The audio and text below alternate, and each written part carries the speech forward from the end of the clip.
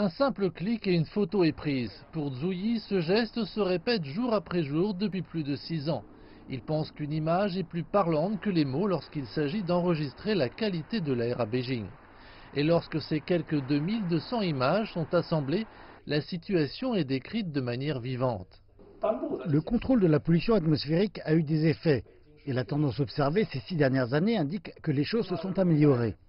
Il énumère les raisons de cette amélioration telles que l'utilisation d'une énergie propre et le contrôle de la qualité du carburant et des émissions. Maintenant, avec le soutien de sociétés de haute technologie, Zhuyi transforme toutes ces photos en graphiques et figures mesurables. Les bandes grises dans le cycle interne font référence à la densité de particules fines tous les jours de l'année.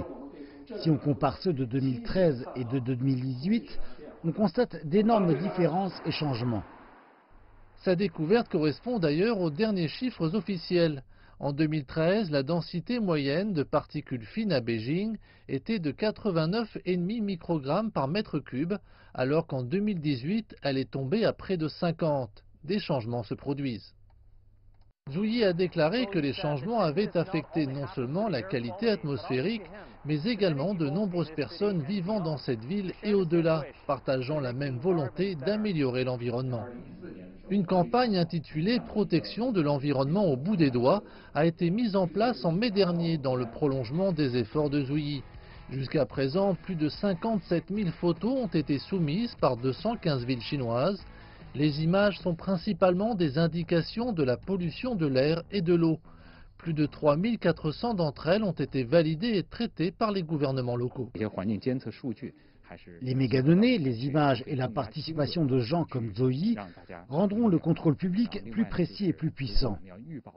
Ces efforts font maintenant partie de la protection de la Chine, de son écologie et de son environnement.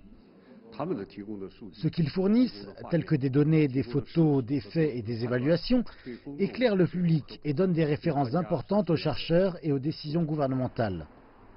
Zhuyi a déclaré qu'il poursuivrait ses efforts cette année avec ses amis et partenaires.